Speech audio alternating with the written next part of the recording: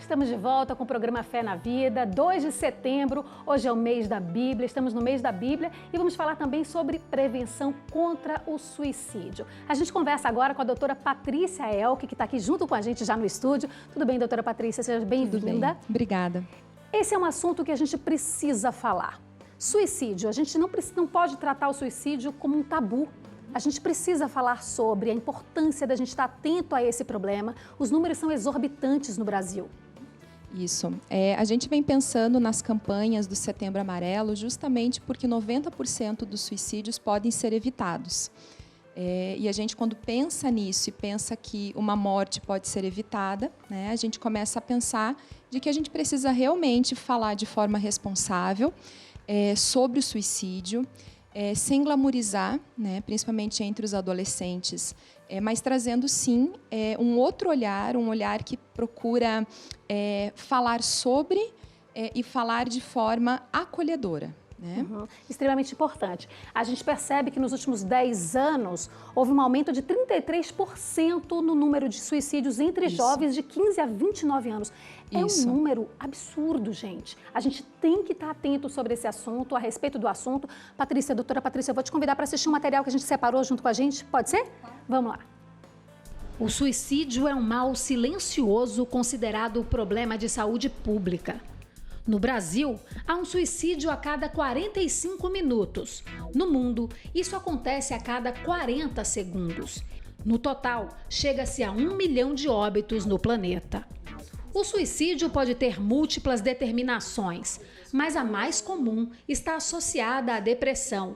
Chama muita atenção que a pessoa começa a perder aquele brilho do olhar. Tá? Aquela alegria, ela passa a rir menos, né? É a pessoa que começa a recusar o convívio com os amigos, que começa a ficar mais isolada dentro de casa, não quer sair. Então, quando você começa com esses sintomas, assim, mesmo que não muito frequentes, mais incipientes, na hora de prestar atenção, ver se alguma coisa está acontecendo com aquele amigo ou com aquele familiar. O suicídio não deve ser tratado como tabu. O Centro de Valorização da Vida de Curitiba existe há 34 anos.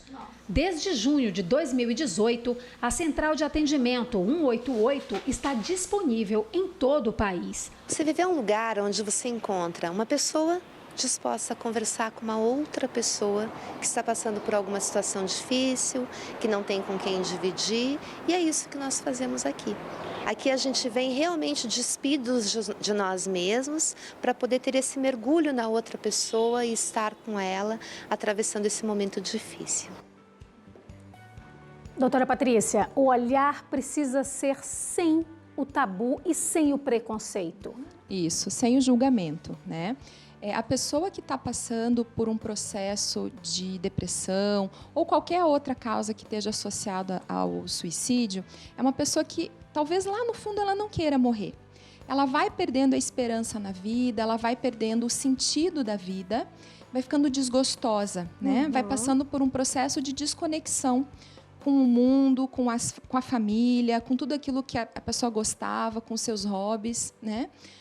E o suicídio ele vai ser o fim do trilho, vai ser o fim do caminho para essa pessoa. É a gota d'água no copo que derrama. Isso.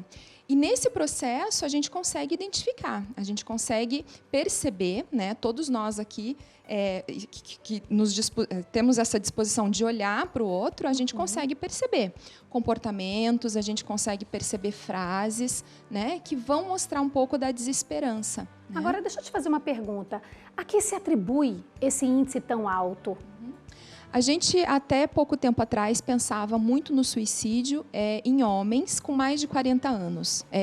Com mais de 70 anos, que era o nosso principal grupo de risco. Né? Então, homens idosos, solitários, né? Que é o grupo que mais cometia.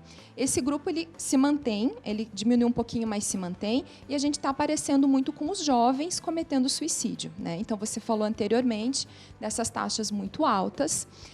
São jovens vivenciando processos depressivos, né?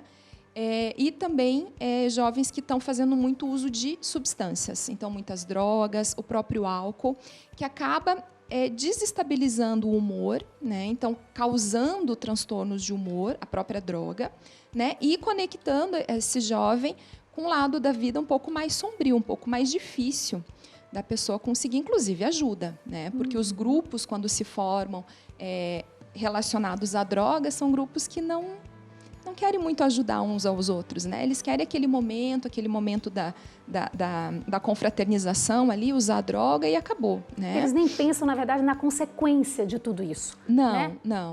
não pensam. E é um fator bem importante hoje entre os jovens. Além da droga, entre os jovens, a gente tem a questão da falta de solidariedade, né? Então, as escolas cada vez são ambientes mais hostis, né? A gente não brinca mais na rua, a gente não tem mais grupos, são poucos os grupos de jovens saudáveis, né? Muita competição entre os jovens, então uma busca por ser o melhor, por se destacar, e de repente isso não se mostra na vida e a pessoa vai vivendo um sentimento de inutilidade, né, de incapacidade. Isso vai minando, né, vai desconectando o sujeito à vida, ao desejo de estar vivo. E é cada vez mais comum a gente perceber que tem escolas que trabalham cada vez menos com valores, com a questão do valor humano, da preocupação com o outro, né, dessa conectividade, dessa compaixão. É tão difícil a gente encontrar hoje essas pessoas, essas escolas, esse meio, não é só escola, esse meio social que valorize esse lado humano, né? Isso, é muito currículo, né? Então, o jovem, ele sai de uma infância hoje muito protegida, né, uma infância, a gente costuma falar de bolha, né? Uma bolha onde essa criança ela fica protegida de todas as frustrações do mundo e vai para o mundo adulto extremamente competitivo. Um mundo adulto onde a questão de você dar conta, de você ser capaz, de você ter um emprego, de você produzir, de você pagar suas contas e por aí vai, essa transição ela é muito difícil, que é a característica da adolescência. E se nessa adolescência esse jovem se encontra com a droga, se encontra com grupos competitivos, grupos que não se ajudam, que não exercem a solidariedade, fica muito difícil. Fica muito difícil. Aproveitando assim que a gente está falando sobre esse encontro do jovem com o outro, quais são os sinais que a gente pode perceber na pessoa, não só no jovem, na pessoa que está perto de cometer um suicídio? Então, existem sinais que são diretos, né? Que a pessoa vai dizer que ela vai se matar, ela compra uma arma, né? Ela começa a estocar medicação, ela fala, eu vou me matar, ela tem um plano suicida, né? Ela escreve uma carta, ela deixa um testamento, sim. E esses são um pouquinho mais fáceis da gente identificar. Sim, porque é direto. E o indireto, Patrícia? E o indireto. Então, é aquela pessoa que começa a ter um isolamento, fala menos, procura menos o social, né? Procura menos as rodas de amigos, né? É a pessoa que acerta todos os problemas que ela tinha, ela resolve, né? Então, ela vai acertando as contas, ela se despede, né? Ou ela fala coisas do tipo, eu sou uma fracassada, eu não dou conta da vida, né? Era melhor se eu não estivesse aqui, que são frases que demonstram e comportamentos que demonstram para a gente a extrema desesperança que essa pessoa está vivendo. Existe algo que possa ser associado, por exemplo, à pessoa bipolar, ao comportamento do bipolar. Todo bipolar, ele é depressivo?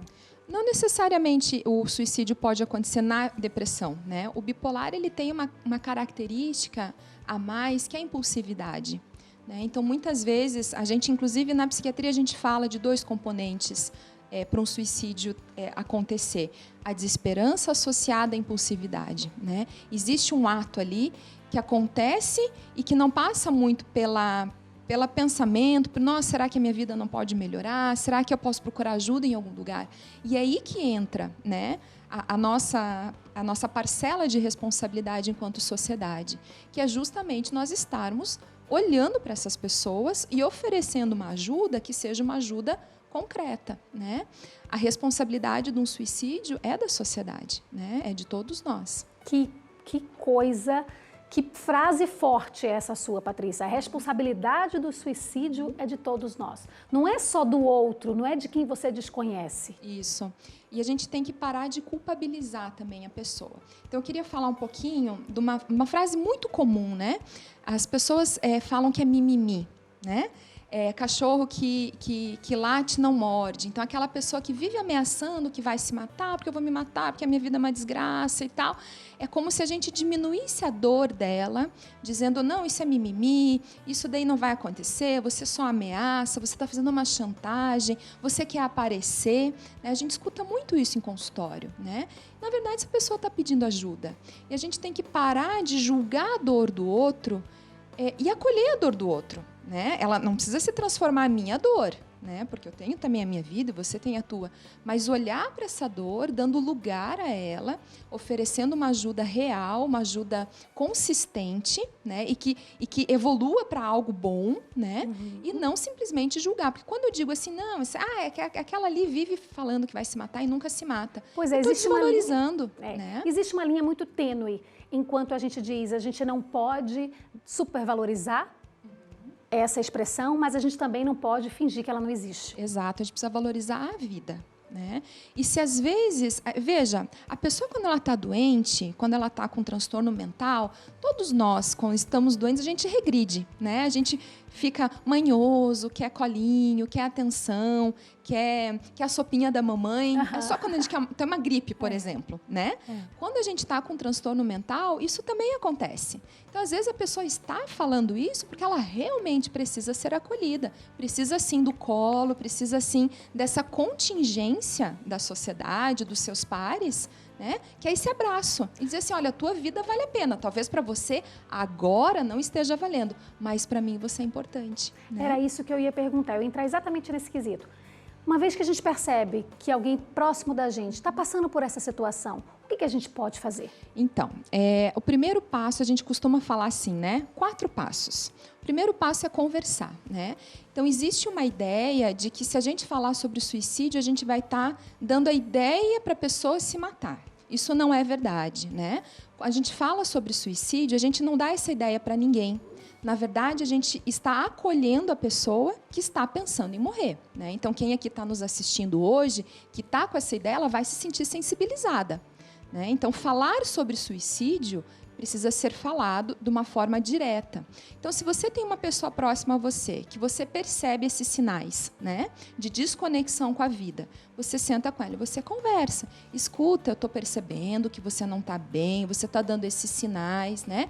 Escuta essa pessoa, sem julgamento, sem minimizar a dor, sem dizer que a tua dor é maior do que a dela. Ah, mas veja, eu perdi o meu pai ano passado. Nossa, eu vivi um luto terrível e nem por isso eu fiquei assim. Essa é a sua dor, né? Não é a dor da pessoa que você está ouvindo. Então, conversar é o primeiro passo. O segundo passo é acompanhar.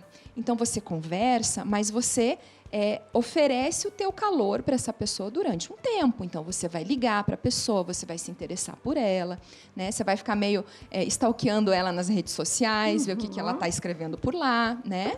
Você vai oferecer, então, o teu acolhimento dessa forma a longo prazo. Terceiro ponto, procurar ajuda profissional. Né? Então, o suicídio não é um assunto para leigos. Né? Como leigo, a gente pode acolher dessa forma, conversar, sensibilizar, mostrar que a gente está preocupado. Mas o tratamento em si, ele é um tratamento especializado. Tá? E o quarto passo é proteger a pessoa. Então, às vezes, o nosso maior medo de falar sobre suicídio é que a pessoa diga para você e fale assim, então, eu tenho um plano e eu vou me matar.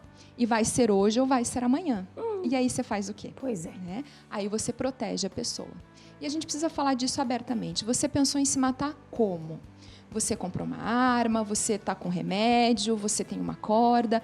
O que você está pensando? E a pessoa vai dizer, porque essa pessoa ela quer ajuda. Né? E quando ela então te falar isso, aí você procura proteger ela, não deixá-la sozinha, acionar a família, né? Marido, mãe, pai, quem quer que seja, né? E procurar ajuda profissional. É extremamente importante. Você, inclusive, trouxe alguns botões para a gente aqui, olha. É importante a gente falar sobre o assunto, é importante a gente estar atento a quem está ao lado. Emprestar o ouvido, às vezes, dar um abraço, é fundamental. Isso, solidariedade. Né? A nossa dor, ela pode ser partilhada. Né? E a pessoa que está pensando em morrer é uma pessoa que está com uma dor muito grande. A vida dela não tem mais sentido. E, às vezes, é você que vai fazer esse sentido para ela. E fazer a diferença. Isso. Doutora Patrícia, eu gostaria de agradecer a sua presença aqui junto com a gente. Muito obrigada por ter vindo para falar um assunto tão importante para todos nós. Né? Muito obrigada. Muito obrigada.